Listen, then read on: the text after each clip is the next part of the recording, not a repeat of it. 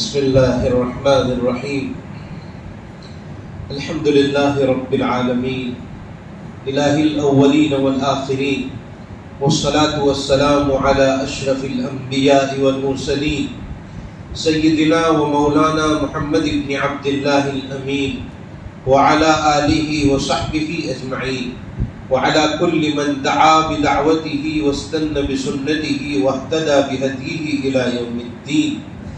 أما بعد فقد قال الله تبارك وتعالى في شأن حبيبه إن الله وملائكته يصلون على النبي يا أيها الذين آمنوا صلوا عليه وسلموا تسليما.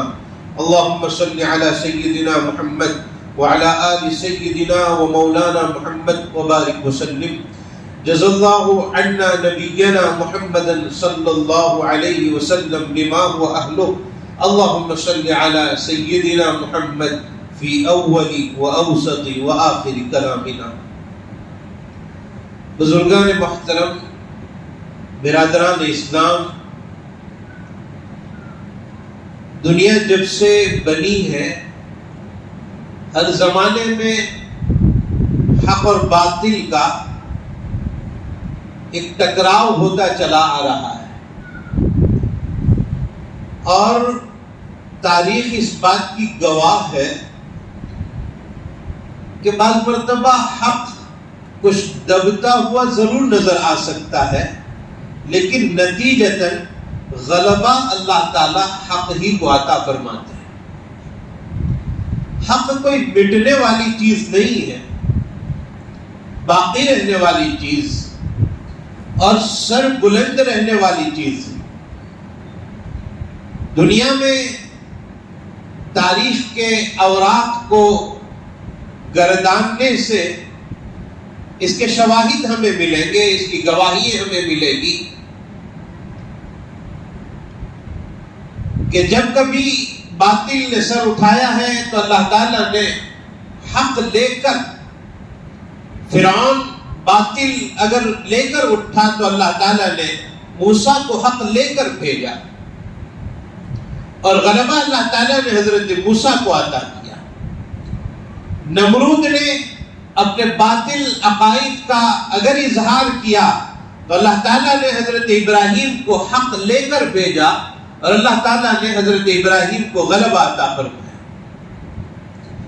باطل طاقتیں اپنے جب عروج پر تھی تو کبھی اللہ تعالیٰ نے حضرت عیسیٰ کو حق لے کر بھیج دیا، اور اللہ تعالیٰ نے سربلندی عطا فرمائی حضرت عیسیٰ کو، اور ایسی سربلندی اللہ تعالیٰ نے عطا فرمائی کہ اللہ تعالیٰ نے موقع کی مناسبت سے ان کو اپنے پاس بلا لیا، اور پھر قیامت سے پہلے ان کو دنیا میں بھیجیں گے اور وہ دنیا میں آ کر حق کا اعلان کریں گے. دنیا میں اگر ابو جہل وجود میں آیا، عتبہ و شیبہ نے جنم لیا، تو محمد الرسول اللہ صلی اللہ علیہ وسلم حق لے کر آئے، اور اللہ تعالیٰ نے آپ کو ایسی سربلندی عطا کی کہ مکہ مکرمہ جب آپ چھوڑ رہے تھے اور ہجرت کر کے مدینہ کی طرف جانے کا آپ نے قصد و ارادہ کر لیا، تو کعبۃ اللہ کی چابی جن کے پاس رہتی تھی ان سے چابی کا مطالبہ کیا کہ مجھے 2 رکعت نماز اس میں پڑھنی ہے، اور انہوں نے دینے سے انکار کر دیا. حضور نے فرمایا ایک وقت وہ آئے گا جب یہ چابیاں اللہ میرے ہاتھوں میں عطا فرمائیں گے، اور فتح مکہ کے موقع پر اللہ نے وہ کر کے بتلایا. چابیاں حضور کے ہاتھ میں تھی، اور اللہ کے نبی صلی اللہ علیہ وسلم تشریف لے گئے کعبے کے اندر، اور وہاں رکھے ہوئے بتوں کو آپ ایک لکڑی سے گرا رہے تھے، اور آپ کی زبان اس آیت کو پڑھ رہی تھی، جاء الحق وزهق الباطل ان الباطل كان زهوقا. حق آ گیا، باطل مٹ گیا، اور باطل تو مٹنے ہی والی چیز ہے. مدینہ منورہ رہنے کے دوران نبی کریم صلی اللہ تعالی علیہ وسلم کے جتنے معرکے وجود میں آئے، جتنی لڑائیاں وجود میں آئی اہل مکہ کے ساتھ، اللہ رب العزت نے ہمیشہ سربلندی عطا فرمائی ہے، کامیابی عطا فرمائی ہے. کبھی احد کے میدان میں یا حنین میں بظاہر تنبیہ کی ہے اللہ تعالیٰ نے تو کچھ حالات ضرور نظر آئے ہیں، لیکن اس سے حق مٹا نہیں ہے، حق ہمیشہ بلند ہی رہا۔ اسلام کا وہ پہلا غزوہ جسے غزوہ بدر کے نام سے یاد کرتے ہیں، سرکار دو عالم صلی اللہ تعالی علیہ وسلم کے ساتھ گنتی کے لوگ تھے، گھوڑے زیادہ نہیں تھے، اسلحے زیادہ نہیں تھے، خالی ہاتھ لوگ تھے، پیدل چل کر سفر کر رہے تھے، اور ایک ایک اونٹ کے ساتھ دو دو تین تین افراد سواری میں لگے ہوئے ہیں، ایک سوار ہوتے اور دوسرے دو چلتے رہتے، پھر وہ اترتے، کوئی اور سوار ہوتا۔ خود امام الانبیاء والمرسلین سرکار دو عالم صلی اللہ تعالی علیہ وسلم جس اونٹ پر سوار ہیں، آپ کے ساتھ دو صحابہ کرام پیدل چل رہے تھے، حضرت علی ابن ابی طالب رضی اللہ تعالیٰ عنہ اور حضرت ابو لبابہ ابن عبد المنذر رضی اللہ تعالیٰ عنہ، یہ دونوں پیدل چل رہے تھے۔ حضور جب تھوڑی دیر بیٹھنے کے بعد نیچے اترتے تو حضور سے یہ دونوں صحابی یہ عرض کرتے، اللہ کے نبی صلی اللہ علیہ وسلم آپ سوار رہیے، ہم پیدل چل لیں گے۔ حضور نے اس موقع پر دو باتیں ارشاد فرمائی ہے، وہ بہت یاد رکھنے کے قابل اور اپنی زندگی میں اتارنے کے قابل ہے۔ سرکار دو عالم صلی اللہ علیہ وسلم نے فرمایا، اے علی اور اے ابو لبابہ، جتنی طاقت اللہ نے چلنے کی تمہیں عطا کی ہے، اس اللہ نے مجھے بھی چلنے کی ہمت و طاقت عطا فرمائی ہے۔ یہ پہلی بات۔ اور دوسری بات، اسے سونے کے حروف سے دل کی تختی پر لکھنے کے قابل ہے۔ حضور صلی اللہ علیہ وسلم نے فرمایا، اے ابو لبابہ اور اے علی ابن ابی طالب، تم پیدل چل رہے ہو اور تمہیں زیادہ ثواب ملتا ہے، جتنے ثواب کے تمہیں ضرورت ہے اتنی ہی ثواب کی مجھے بھی ضرورت ہے۔ حضور فرما رہے ہیں سرکار دو عالم صلی اللہ علیہ وسلم۔ ہمیں سبق لینا چاہیے کہ ہمیں ایسے کاموں میں لگنا چاہیے کہ جس سے ثواب ملتا ہے، نیکی کے کام میں لگنا چاہیے جس سے ہماری نیکیوں میں اضافہ ہوتا رہے، برائی سے بچتے رہنا چاہیے۔ میں یہ عرض کر رہا تھا کہ اس طرح میدان کارزار میں پہنچے ہیں، کل 313 صحابہ کرام رضوان اللہ تعالی علیہ مجمعین ہیں۔ راستے میں کچھ چھوٹے چھوٹے بچے بھی صحابہ کے ساتھ شامل ہو رہے تھے، نکلے ہوئے تھے صحابہ کے ساتھ۔ حضور نے راستے میں سارے لشکر کا معائنہ کیا اور ان صحابہ کرام کو جو ابھی کم سن تھے، حضرت جابر رضی اللہ تعالیٰ عنہ، حضرت انس بن مالک رضی اللہ تعالیٰ عنہ، حضرت براء بن عازب رضی اللہ تعالیٰ عنہ، یہ کچھ چھوٹے چھوٹے بچے بھی ساتھ میں تھے۔ حضور نے ان کو واپس کیا اور میدان کی طرف گئے، اور صبح میں لڑائی ہونے والی تھی اور حضور دعا مانگ رہے اللہ تعالیٰ سے، اے اللہ یہ چند گنتی کے لوگ لے کر آیا ہوں، اگر یہ مٹ جائیں گے تیرا نام لینے والا کوئی نہیں رہے گا، اے اللہ ہمیں سربلندی عطا فرما، اے اللہ آپ نے جو وعدہ کیا ہے اس وعدے کو پورا فرمائیے۔ اور آتی دنیا نے اور اس وقت جتنے لوگ موجود تھے انہوں نے دیکھا، اور رہتی دنیا تک یہ تذکرہ ہوتا رہے گا کہ یہ 313 کو اللہ نے 1000 پر غلبہ عطا فرماتے ہوئے یہ اعلان کر دیا، کم من فئۃ قلیلۃ غلبت فئۃ کثیرہ۔ بہت سی مرتبہ ایسا ہوتا ہے چھوٹی جماعتیں بڑی جماعتوں پر غالب آ جاتی ہے۔ تو بہرحال میں یہ عرض کر رہا تھا کہ غلبہ ہمیشہ حق کا رہا ہے۔ یہ مضمون میں اس وقت اس لیے ذکر کر رہا ہوں، اگست کا مہینہ چل رہا ہے اور چند دنوں میں 2-3 دن میں ابھی 15 اگست آ رہی ہے، دنیا ہمارا ملک اس میں آزادی کے گیت گائے گا اور آزادی کی خوشیاں منائے گا، لیکن بہت درد کے ساتھ، بڑی تکلیف کے ساتھ یہ بات کہنی پڑتی ہے کہ آج تاریخ کے صفحات میں جو نام موجود ہے آزادی ہند کے لیے اپنے آپ کو پیش کرنے والوں کے، ان کے نام آج زبانوں پر نہیں ہے، آج ان کا تذکرہ کہیں نہیں ہو رہا ہے، یہ بتایا نہیں جاتا ہے کہ کون اس میں شریک ہوا تھا، یہ نہیں بتایا جاتا کہ اس کی ابتدا کس نے کی تھی۔ سب سے پہلے علماء نے فتویٰ دیا تھا کہ انگریز ہمارے ملک میں نہیں رہنا چاہیے، اسے نکال باہر کر دو، اسے ختم کر دو یہاں سے، یہ ہمارا ملک ہے، ہم اس میں رہیں گے، ہمارے گھر میں، ہمارے ملک میں ہمارے اوپر کوئی حکومت کرے، کوئی باہر سے آ کر، یہ ہماری غیرت گوارا نہیں کرتی ہے۔ اور شاہ عبدالعزیز محدث دہلوی رحمۃ اللہ علیہ نے فتویٰ دیا، اور ان کے بعد یہ سلسلہ جہاد کا چلتا رہا، ان کے ساتھ مخالفت کا چلتا رہا۔ آپ یاد کریے 1857 کا وہ زمانہ جس زمانے میں بڑے بڑے علماء محنتیں کر رہے تھے، کوششیں کر رہے تھے، بڑے بڑے صوفیاء کرام اس میں لگے ہوئے تھے۔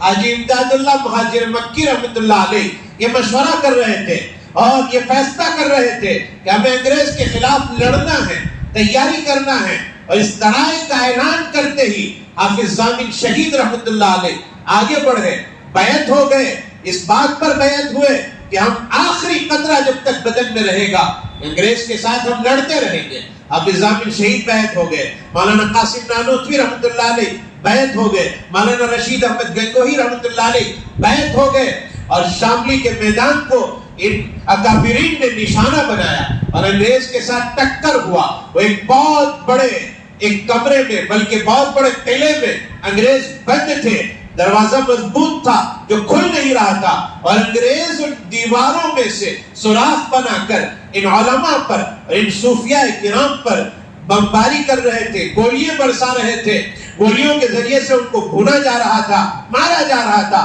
حافظ ضامن شہید رحمۃ اللہ علیہ نے اس دروازے کو بڑی محنت کر کے توڑ کر وہ لوگ اندر جانے میں کامیاب ہو گئے اور انگریز کے ساتھ مقابلہ کیا، بہت جم کر مقابلہ کیا۔ حافظ ضامن شہید رحمۃ اللہ علیہ اسی میدان میں شہید ہوئے تھے، اور مولانا رشید احمد گنگوہی ان کی لاش کو اٹھا کر چپ چاپ کسی قریبی مسجد میں لے گئے، اور اس کے بعد ان کو دیوبند تک، تھانہ بھون تک، بہت دور تک تقریباً 18 کلومیٹر اٹھا کر اکیلے راتوں رات لے جا کر حافظ ضامن شہید کو دفن کرنے کا اہتمام کیا تھا۔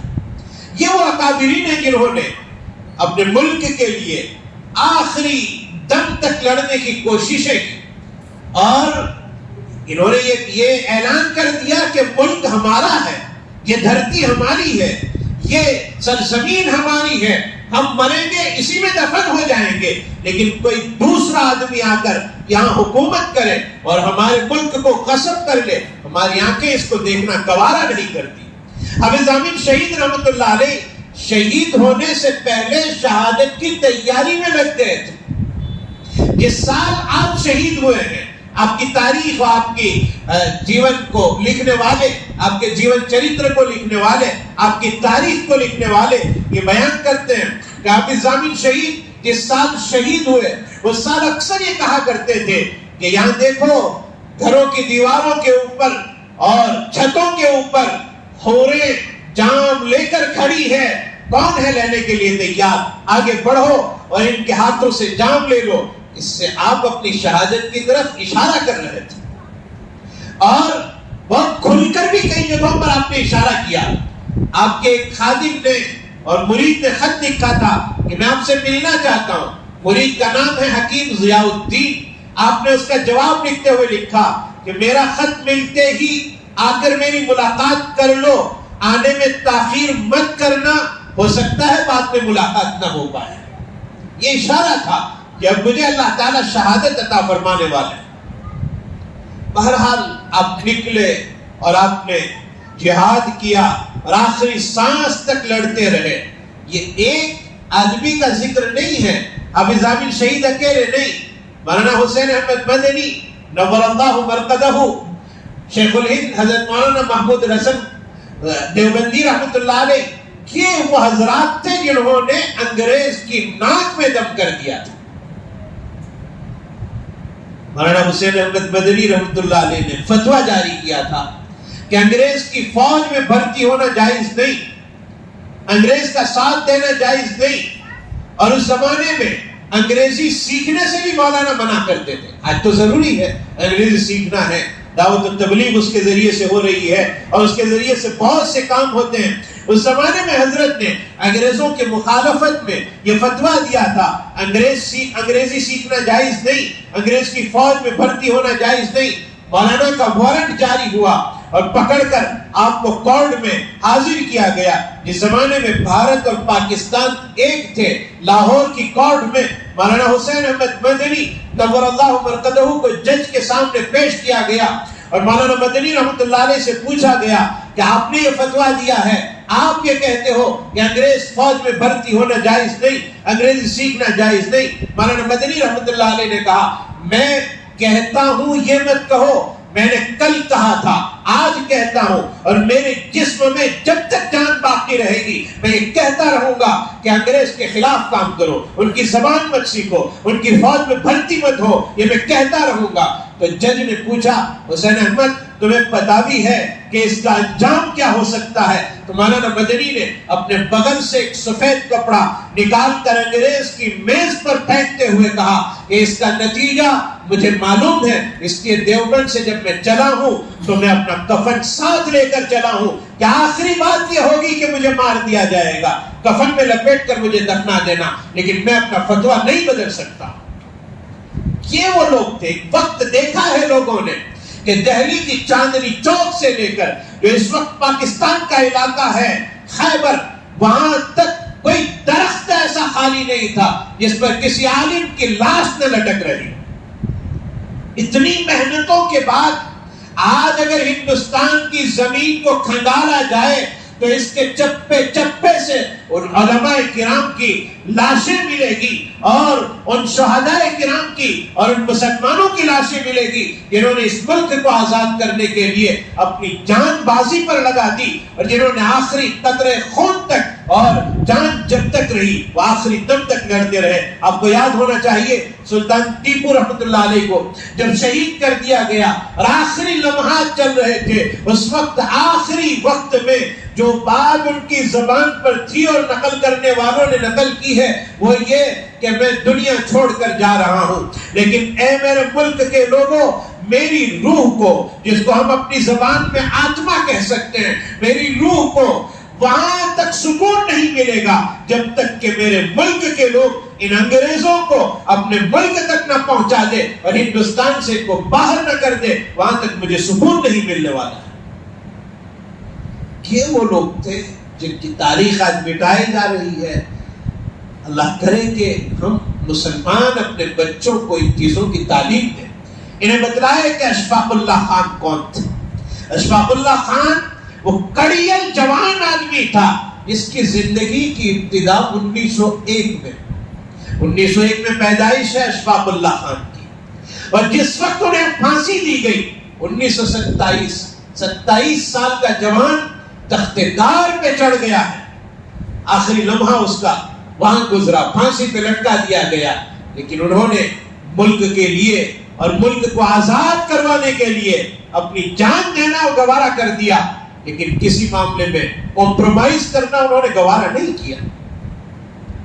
یہ وہ چیزیں جو اپنے بچوں کو بتلانے کے قابل، انہیں سکھانے کے قابل ہے کہ یہ ہندوستان کیسے آزاد ہوا، کیسے علماء کرام نے دوسرے مذہب کے لوگوں کو اپنے ساتھ لیا اور ساتھ مل کر لڑے ہیں، ساتھ مل کر آگے بڑھے ہیں، اور ساتھ مل کر آخری جنگ تک ساتھ دیا ہے، تعاون کیا ہے۔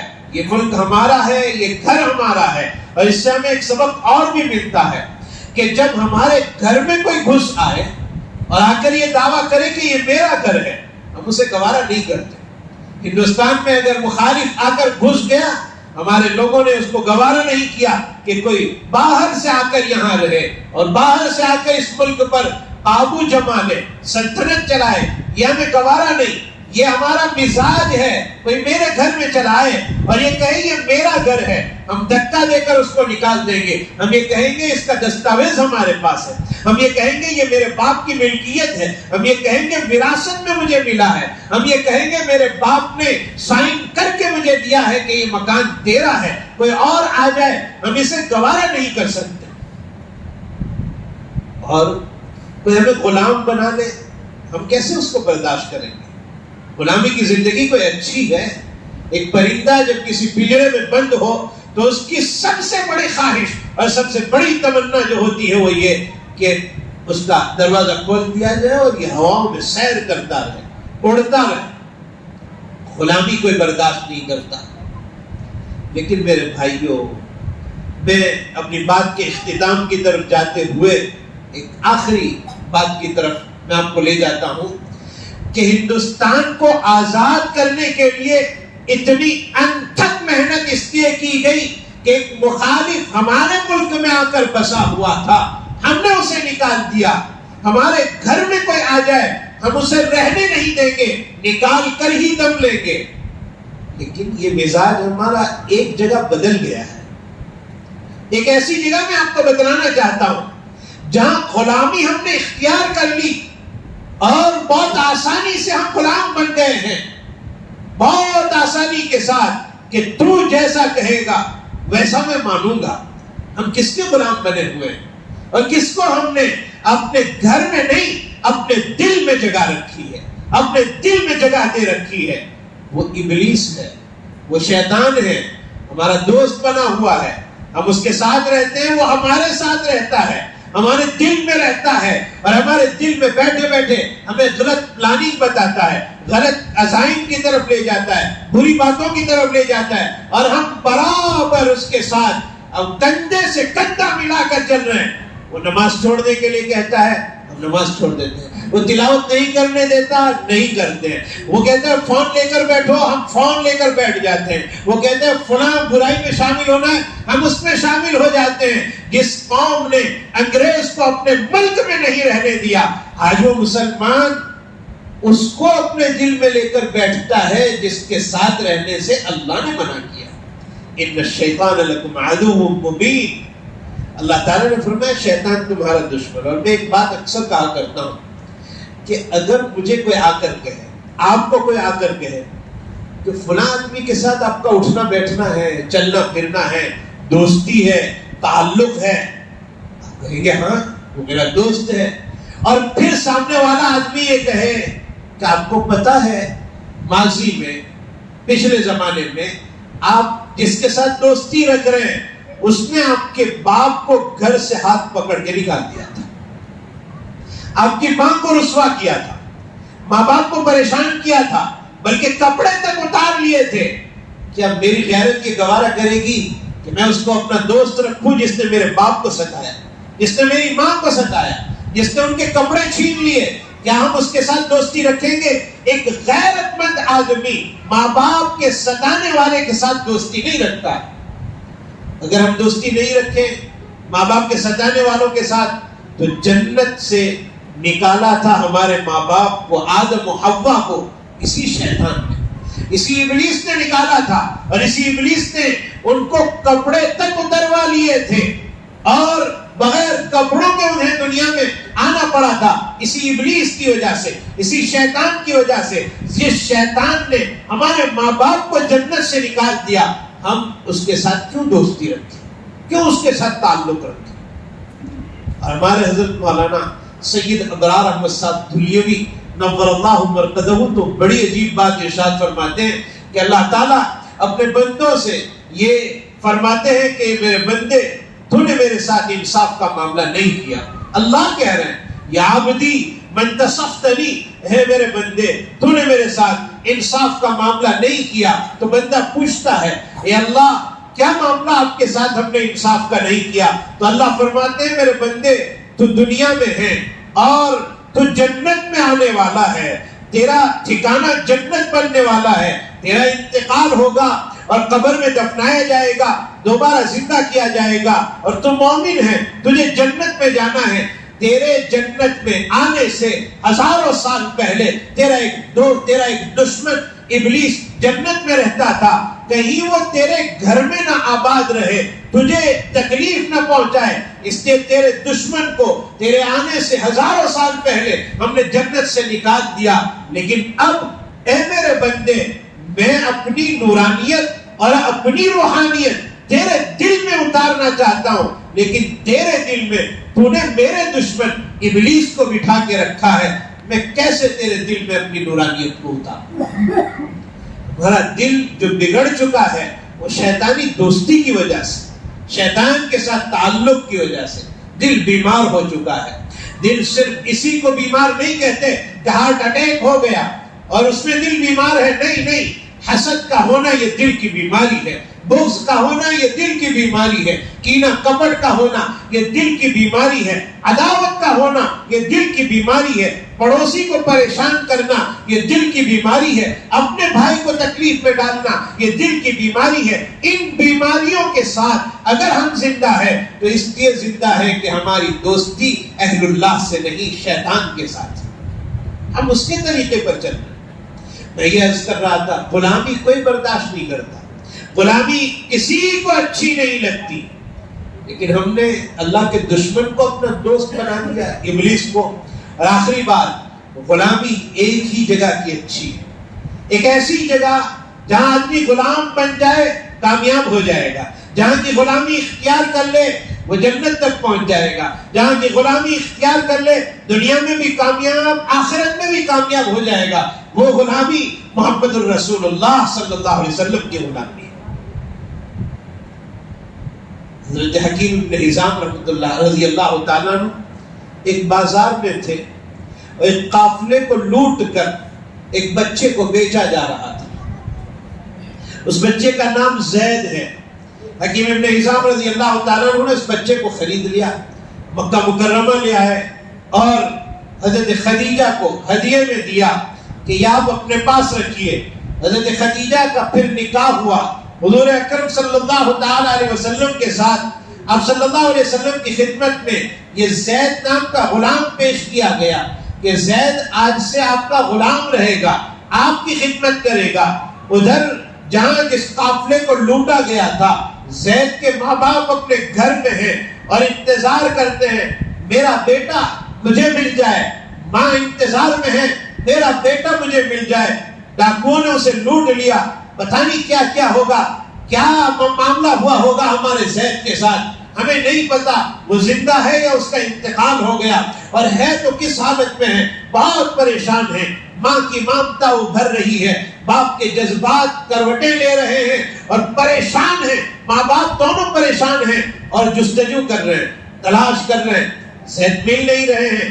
اس زمانے میں وہاں سے جہاں زید رہتے تھے ایک قافلہ آیا تھا حج کرنے کے لیے، اور محمد صلی اللہ علیہ وسلم کے پاس حضرت زید کو دیکھا اور زید کو کہا چلو اپنے ہمارے ساتھ، ہم تمہیں گھر لے جائیں گے، لیکن وہ نہیں لے جا پائے۔ ماں باپ کو خبر دی کہ تمہارے زید کو ہم نے مکے میں محمد نامی آدمی کے پاس دیکھا ہے۔ ماں باپ تیار ہو گئے، چلو مکہ چلتے ہیں، اور اپنے ساتھ ساز و سامان لیا کہ بھئی محمد کے پاس زید ہے، ان کو کچھ دے دلا کر بھی اگر ہم چھڑوا لیں اپنے بیٹے کو یہ دے دیں گے، اتنا سامان دے دیں گے، اتنا پیسہ دے دیں گے، لیکن کسی طرح زید کو چھڑوا کر لے آئیں گے۔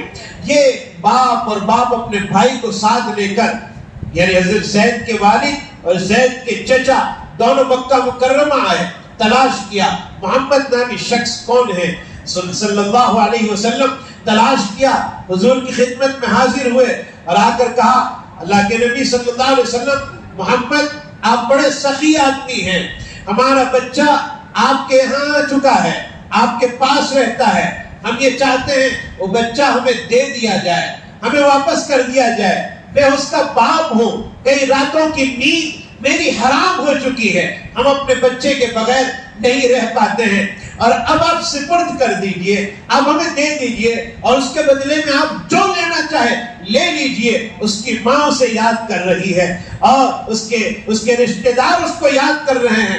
حضور صلی اللہ علیہ وسلم نے فرمایا یہ مجھے چیزیں جو تم پیش کر رہے ہو اس کی ضرورت نہیں، لیکن ایک مرتبہ زید کو پوچھ تو لو، وہ آنے کے لیے تیار ہے تمہارے ساتھ۔ حضرت زید کو بلایا گیا اور حضور صلی اللہ علیہ وسلم نے فرمایا زید انہیں پہچانتے ہو یہ کون ہے؟ کہا ہاں یہ میرے ابا ہیں، یہ میرے چچا ہے۔ کہا زید یہ تمہیں لینے کے لیے آئے ہیں، اگر آپ جانا چاہو ہماری طرف سے اجازت ہے۔ اور باپ کہہ رہے ہیں زید چلو نا، تمہارے بغیر گھر میں اچھا نہیں لگتا ہے، زید آ جاؤ، تمہاری ماں تمہیں یاد کر رہی ہے، تمہارے رشتہ دار تمہیں یاد کر رہے ہیں، زید تمہارے بغیر ہماری زندگی نہیں گزر رہی ہے، اب چلو نا ہمارے ساتھ۔ حضرت زید حضور کے پہلو میں آ کر بیٹھ گئے اور کہا ابا جان امی جان کو کہہ دینا اور آپ بھی سن لو، میں محمد صلی اللہ علیہ وسلم کی غلامی کو چھوڑ کر اب کہیں نہیں جا سکتا۔